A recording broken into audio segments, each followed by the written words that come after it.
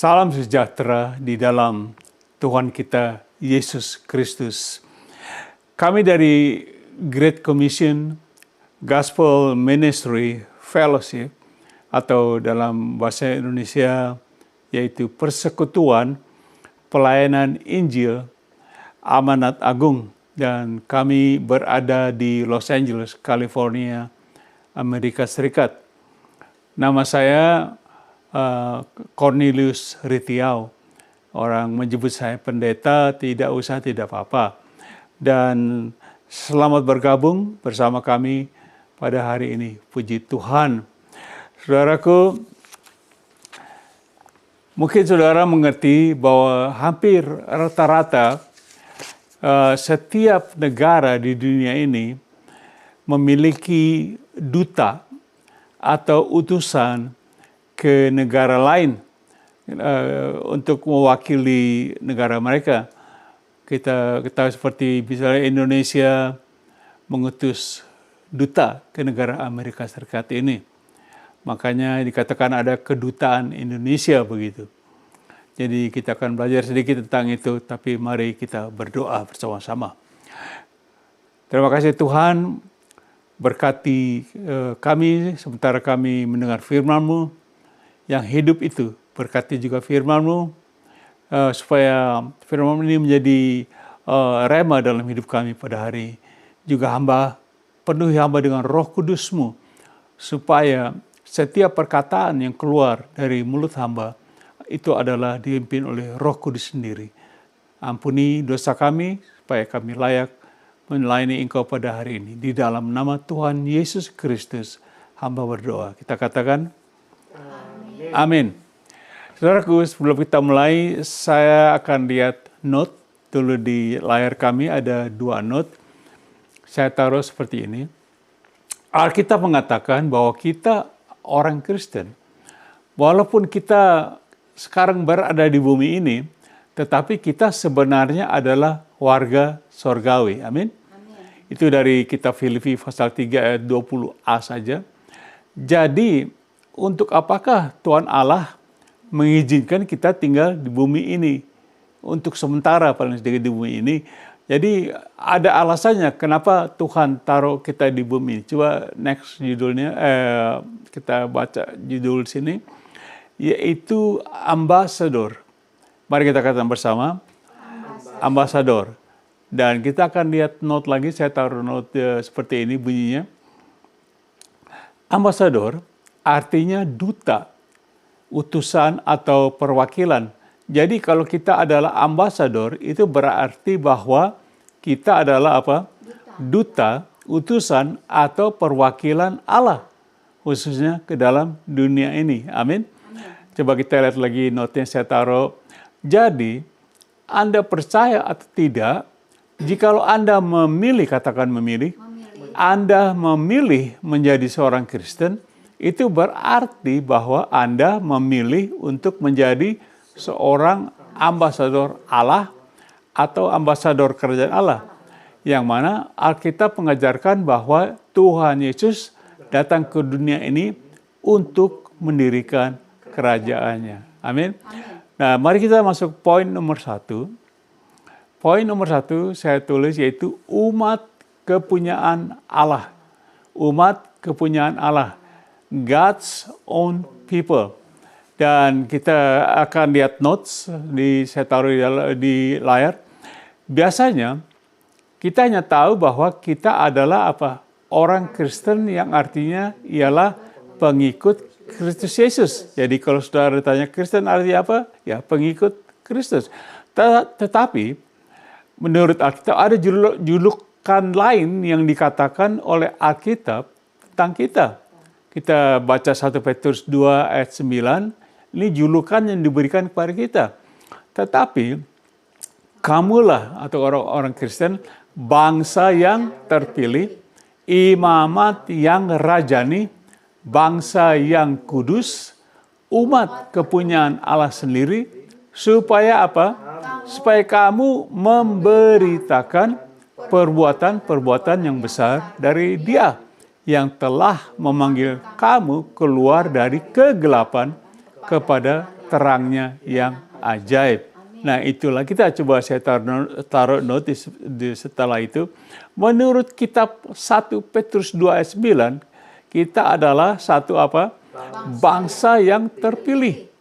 Imamat yang rajani. 3, bangsa yang kudus. 4, umat kepunyaan Allah. Itulah kita, orang-orang Kristen. Coba kita lihat note di sini sekali lagi saya taruh.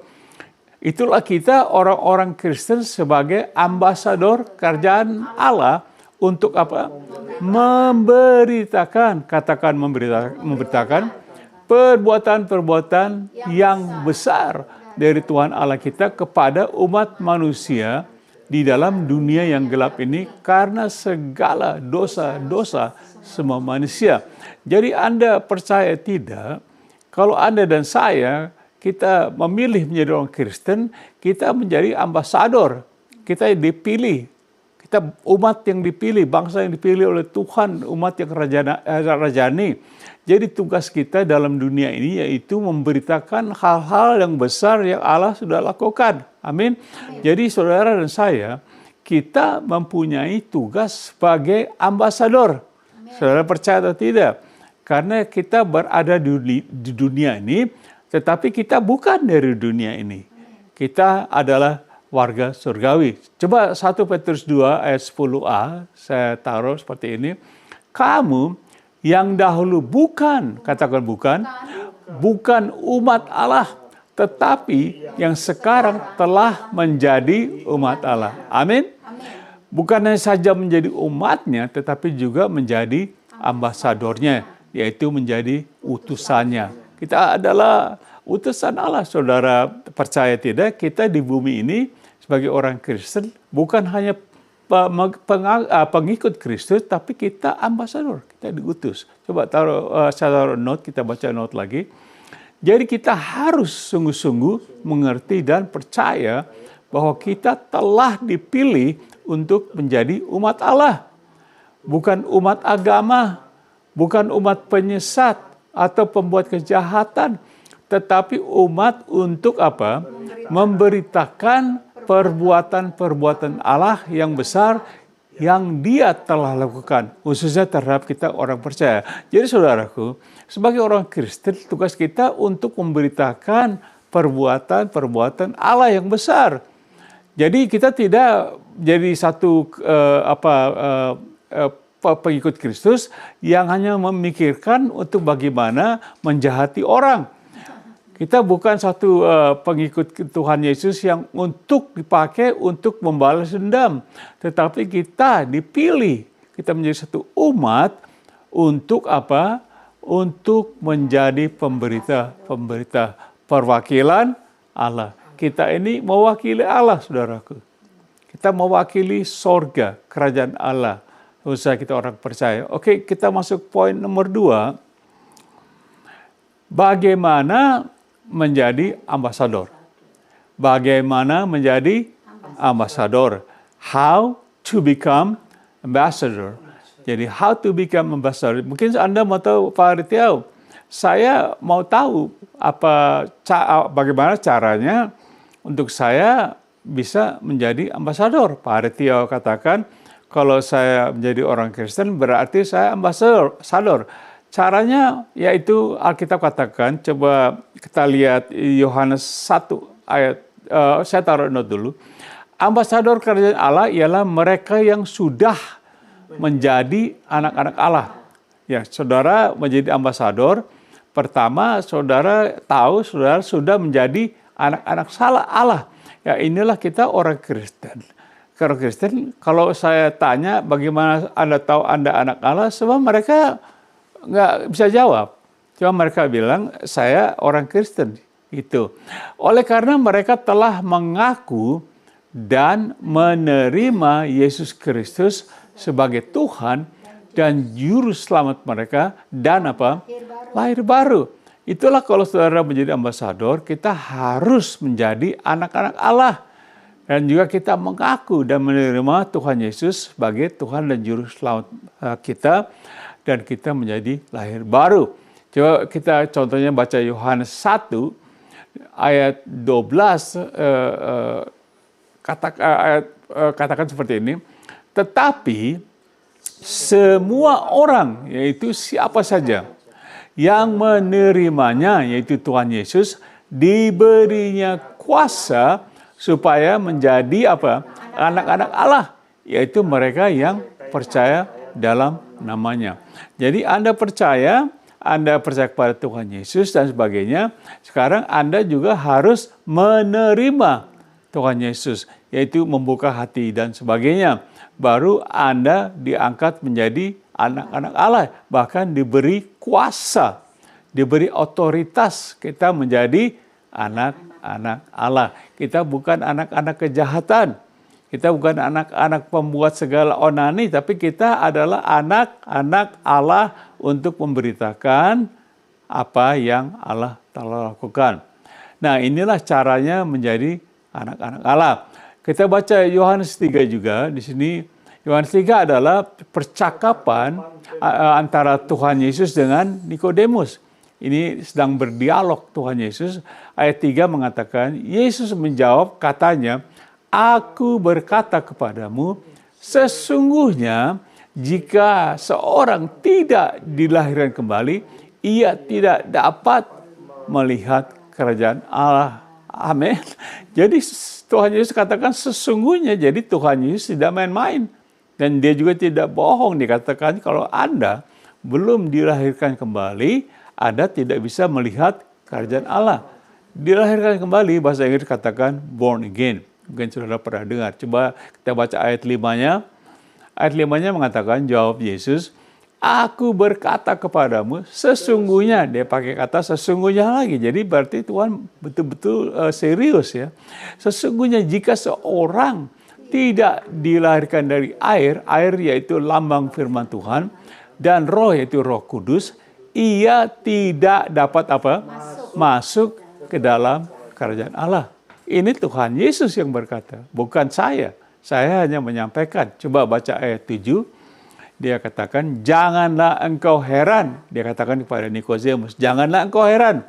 Karena aku, yaitu Yesus berkata kepadamu, kamu harus dilahirkan kembali. Seperti saya katakan, kalau Anda belum dilahirkan kembali, Anda belum menjadi anak-anak Allah. Belum masuk kerajaan Allah. Jadi bagaimana kita menjadi ambassador? Coba saya taruh baca note-nya. Jadi kita harus menjadi anak-anak Allah terlebih dahulu dan dilahirkan kembali untuk apa? Untuk masuk ke dalam kerajaan Allah. Sebelum kita menjadi ambasador Kristus Yesus, kita tidak bisa menjadi ambasador atau mewakili kerajaan Allah kalau kita belum, katakan belum, kalau kita belum masuk ke dalam kerajaan Allah. Bagaimana kita mewakili kerajaan Allah? Kita belum masuk kerajaan Allah. Seperti Anda misalnya kita seorang Indonesia. Bagaimana kita mau ke Amerika mewakili Indonesia sedangkan kita bukan warga Indonesia, betul? Jadi saudara dan saya untuk mewakili Indonesia ke Amerika sebagai ambasador, saudara harus menjadi warga Indonesia. Kita menjadi warga Allah yaitu kita harus dilahirkan kembali. Ada amin saudaraku? Amin. Mari kita lihat poin nomor 3. Yaitu perbuatan besar dilakukan Allah. Perbuatan besar dilakukan Allah. Great things God has done. Coba kita lihat note di sini, saya taruh note juga. Hal yang terbesar yang Tuhan Allah telah lakukan di dalam hidup saya pribadi ialah di mana Dia melalui Tuhan Yesus telah menyelamatkan saya dari lumpur-lumpur dosa-dosa saya. Dan kemudian saya dipakai menjadi seorang utusan atau ambasadornya. Jadi hal yang terbesar sebagai orang Kristen, jangan kita melihat keluar. Oh Allah bikin ini, Allah bikin ini. Bagaimana dengan hidup pribadi kita? Seperti tadi kita berbicara soal lahir baru menjadi pribadi. Apakah Allah sudah melakukan hal yang terbesar? Bagi saya, hal yang terbesar yang Allah lakukan ialah Dia telah menyelamatkan saya. Amin? Saudara sudah diselamatkan? Tepuk tangan buat Tuhan Yesus. Jadi kita harus percaya. Jadi untuk menjadi ambasador kita harus diselamatkan dulu. Baru kita membawa berita. Contoh 1 Timotius 1 ayat 13, 15 dan 16. Ini kesaksian Rasul Paulus. Rasul Paulus mengatakan, aku yang tadinya seorang penghujat dan seorang penganiaya dan seorang yang ganas. Wah, luar biasa ini. Pak Rasul Paulus dia bukannya orang yang baik-baik. Dia melakukan ini waktu dia masih jadi orang Farisi dan seorang yang ganas. Tetapi aku telah dikasihaninya karena semuanya itu telah kulakukan tanpa pengetahuan, yaitu di luar iman.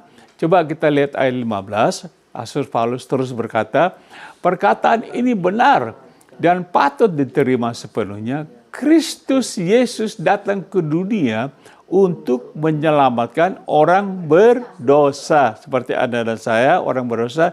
Dan di antara mereka, akulah Paulus yang paling berdosa.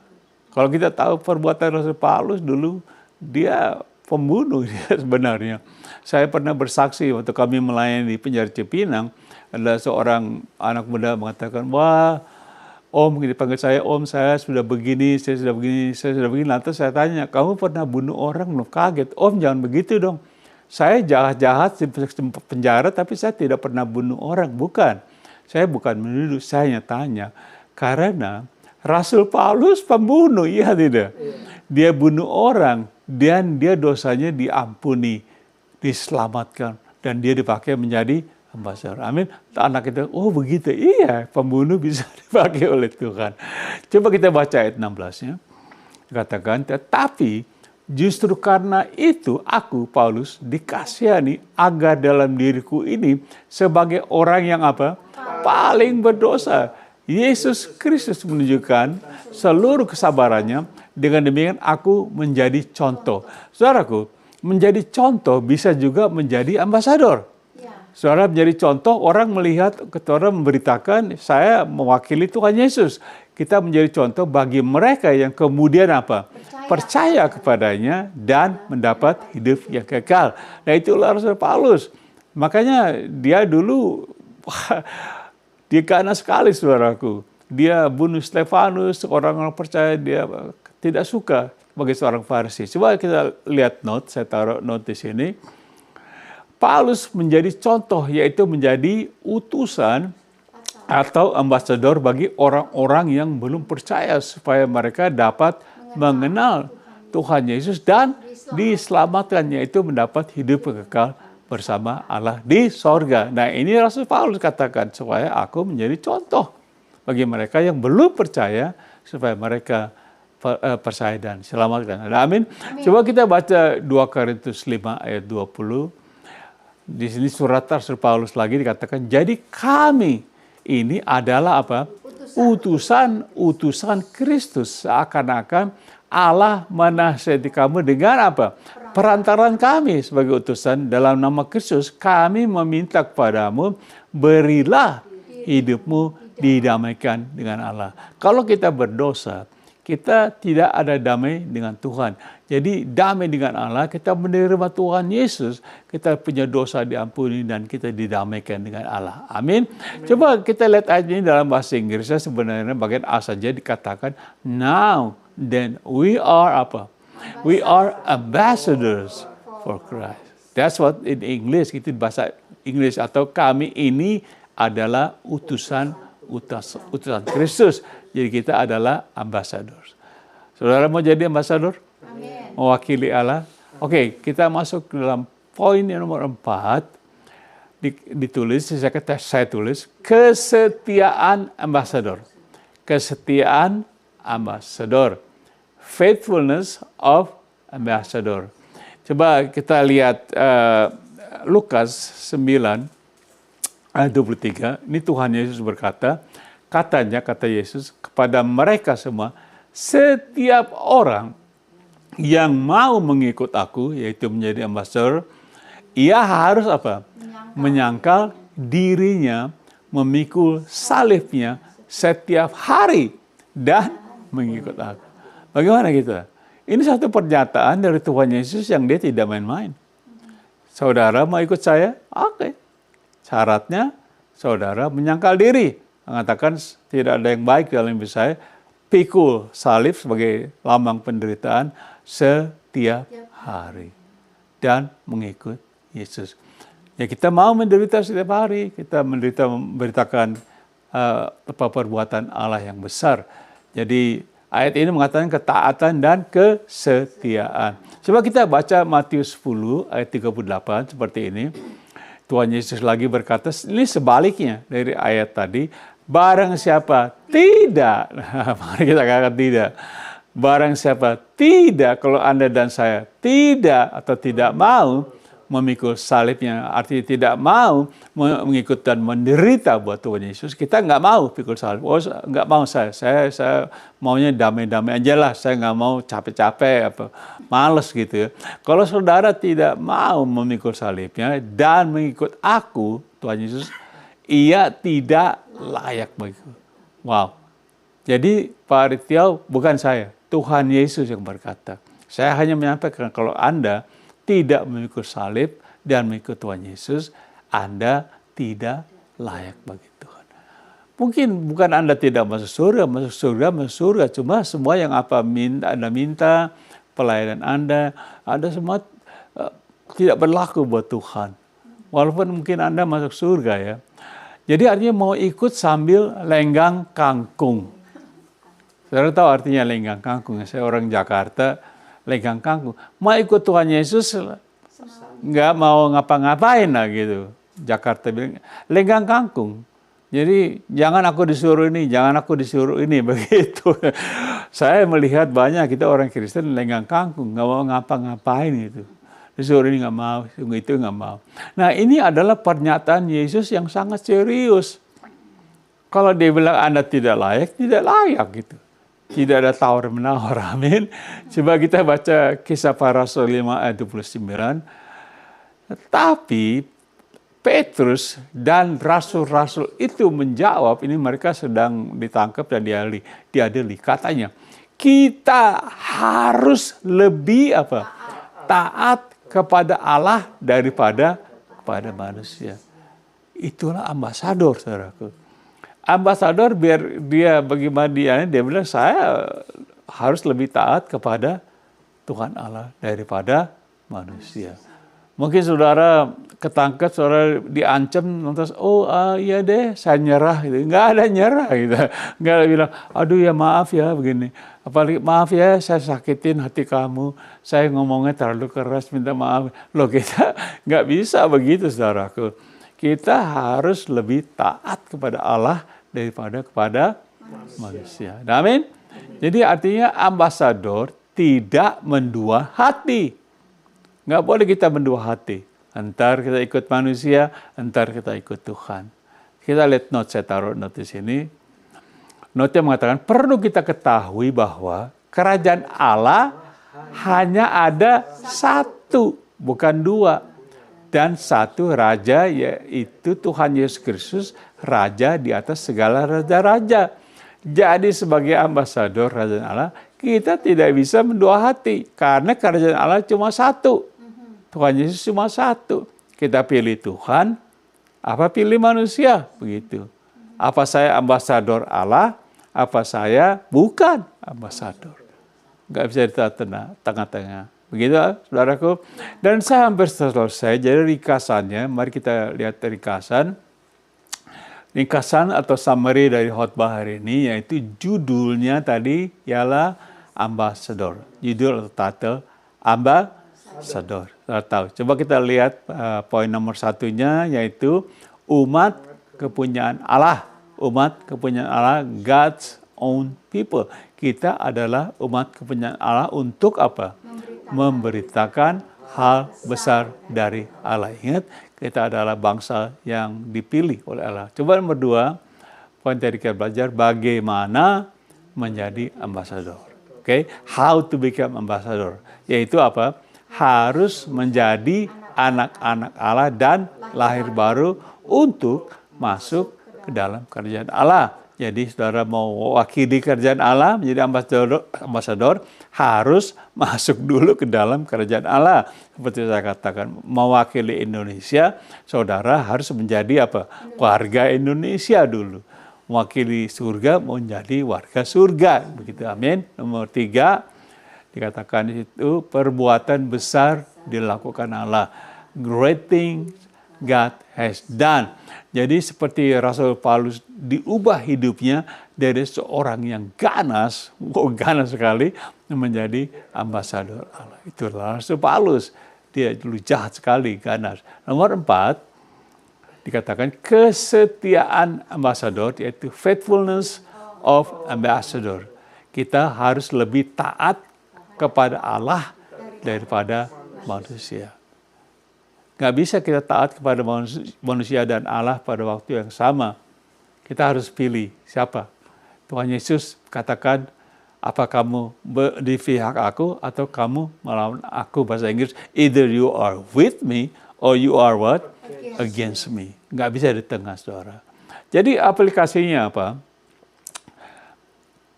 Apakah Anda percaya bahwa Anda adalah seorang anak Allah yang sudah lahir baru? Atau Anda adalah hanya seorang Kristen karena keturunan saja? Pikirkan itu. Nomor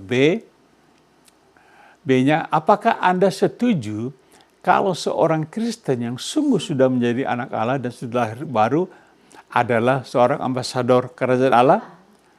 Saudara diciptakan lahir baru menjadi anak-anak Allah, kita menjadi ambasador. Percaya tidak percaya? Kita untuk berbicara dengan kawan, dengan orang, kita belajar minggu lalu ya itu ya. Oke, C-nya. Jadi sebagai para ambasador kerajaan Allah, marilah kita lebih giat lagi untuk apa? Memberitakan perbuatan Allah yang apa? Besar pada dunia ini. Seperti saya katakan barusan, kasih tahu teman kita, kasih tahu semua orang di mana saudara pergi, di pinggir jalan, di mana saja saudara berada. Kasih tahu apa yang Allah sudah buat, hal yang besar, khususnya hidup saudara sudah dirubah. Amin. Jadi kata penutupnya apa? Saya taruh kata penutupnya seperti ini. Janganlah kita tidak peduli dan tegar tengkuk, tetapi marilah kita, orang Kristen, melakukan tugas sebagai ambasador kerajaan Allah di dalam dunia ini. Amin? Amin. Katakan amin. Amin. Saudara, kalau setuju tepuk tangan buat Tuhan. Mau jadi ambasador? Amin. Amin. Saudara tidak ada pilihan ya jadi ambasador.